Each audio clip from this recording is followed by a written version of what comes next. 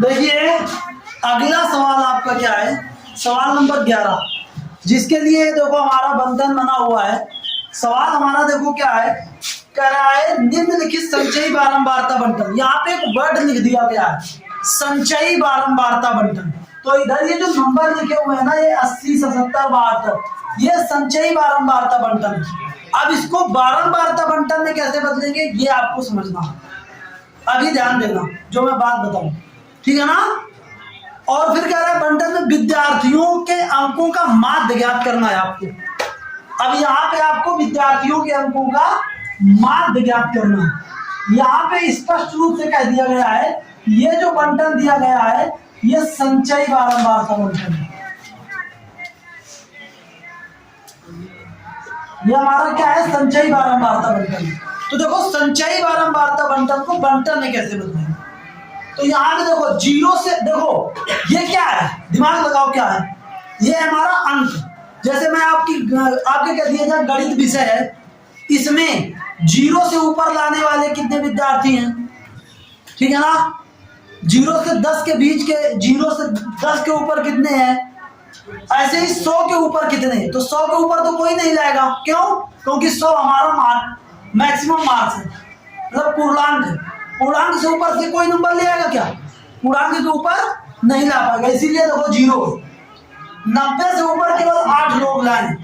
तो ऐसी सारणी को नीचे से बनाना स्टार्ट किया करो, नीचे से, ठीक है ना। देखो मैं ऐसे करता हूं, 90 से 100, 80 से 90 और 70 से 80, 60 से 70, ठीक है ना। और फिर 50 से 60 और 40 से 50, 30 से 40, 20 से 30, 10 से 20 और 0 से 10। दिमाग लगाओ भाई, ये अब हमारा क्या बनेगा, ये बनेगा वर्ग अंतराल। ये क्या बनेगा, वर्ग अंतराल बनेगा ना, ठीक है ना। अब यहां पे जो आना चालू होंगी वो होंगी बारंबारता। वो कैसे आएंगी, देखो 0 से ऊपर एक भी नहीं है, हमने 0 के ऊपर बनाया ही नहीं। 90 से 100 के बीच की बात करनी है। तो जो 90 से ऊपर होगा और 100 से नीचे होगा वो हमारा इसमें आएगा कि नहीं। मतलब 8 लोग ऐसे हैं जिनके अंक 100 से ज्यादा है, मतलब 90 से ज्यादा है और 100 से कम।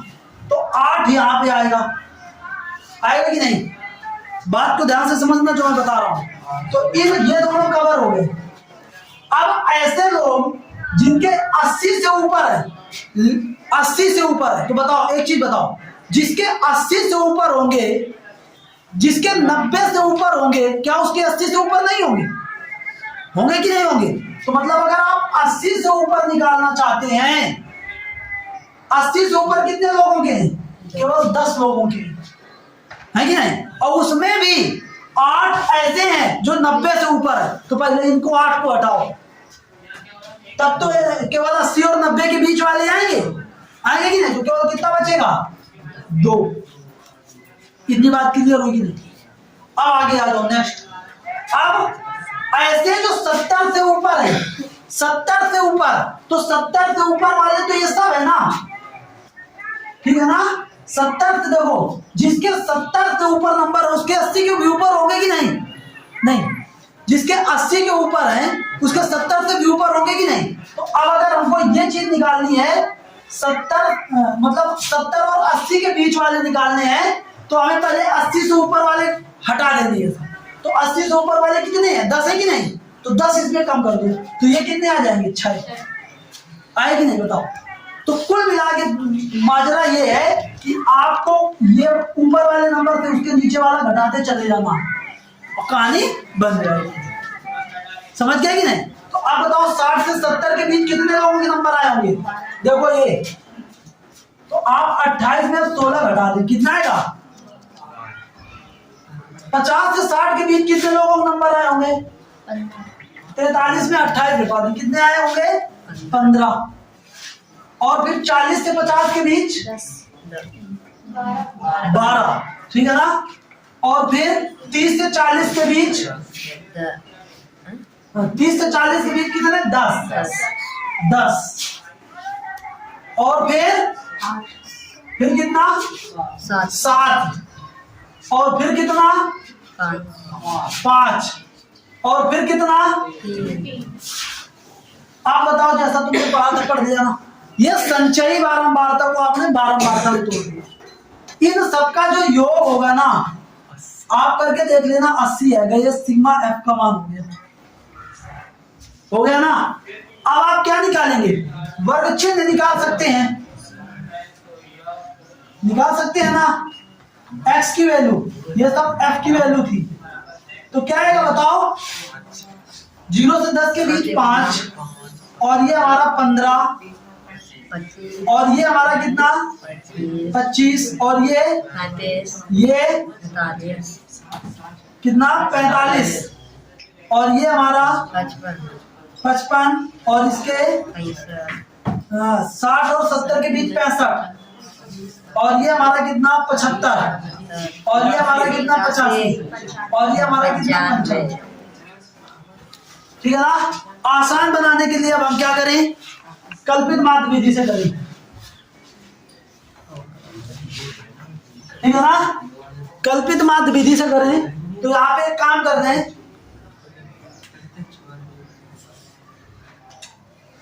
यहाँ पे हमारा 55 को हम क्या मान ले? ए। ये हमारा ए हो गया, मान लो ये कल्पित माध्य हो गया। 55 हमारा हो गया कल्पित माध्य। अब आपको यहाँ पे क्या निकालना है? डी, या कह दो यू निकालना है, ठीक है। तो u बराबर क्या होगा?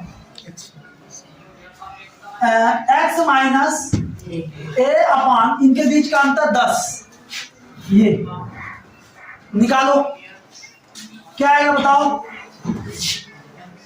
5 माइनस 55, 5 माइनस 55 50 ठीक है ना। दे 5 माइनस 55 माइनस 50 माइनस 50 में 10 के बाद -5 ये -5 ना होगा हैं।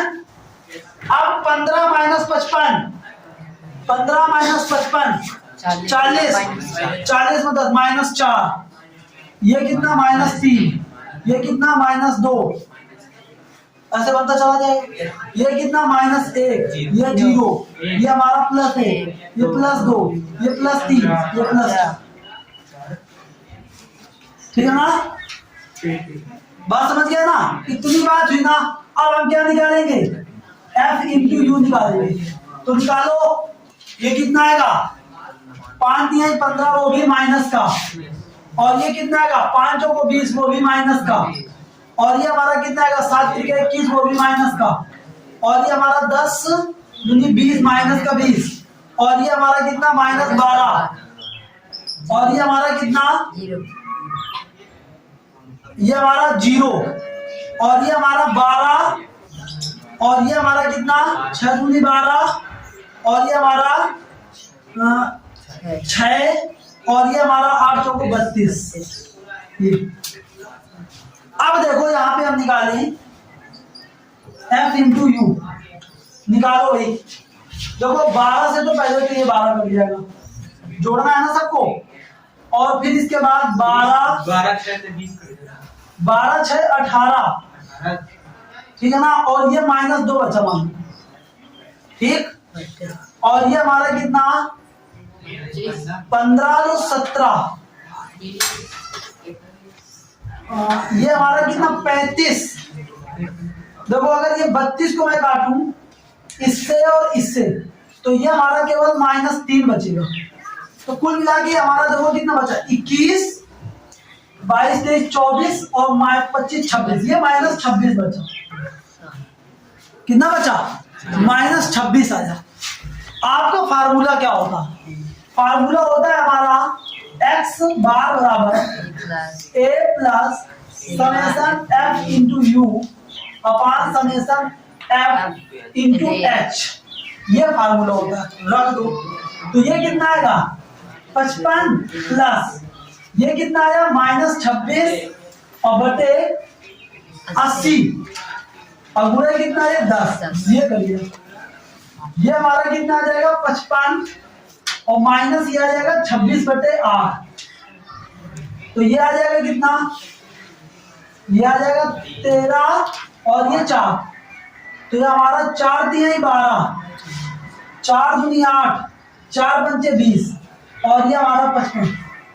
अब ये कितना आएगा 51.75, ये इसका आंसर है। ठीक है ना, उत्तर देखो 51.75, यही इसका उत्तर होगा। बात क्लियर हो गई ना। अगर आप ठीक है ना पद विचलन विधि का करेंगे तो जल्दी हो जाएगा। ठीक है ना। अब ये देखो इसके बाद वाला सवाल भी ऐसे ही है। यहाँ पे क्या था, से ऊपर था, से ऊपर वाली कहानी थी, वहां पे से ऊपर वाली कहानी नहीं होगी, से कम की कहानी होगी। तो उसको हम नेक्स्ट क्लास में देखेंगे। ये सवाल को बहुत ढंग से समझिए। अब बोर्ड परीक्षा में सवाल इसी टाइप के आते हैं। ठीक है ना, इसके आगे हम देखेंगे नेक्स्ट क्लास में। ठीक है ना।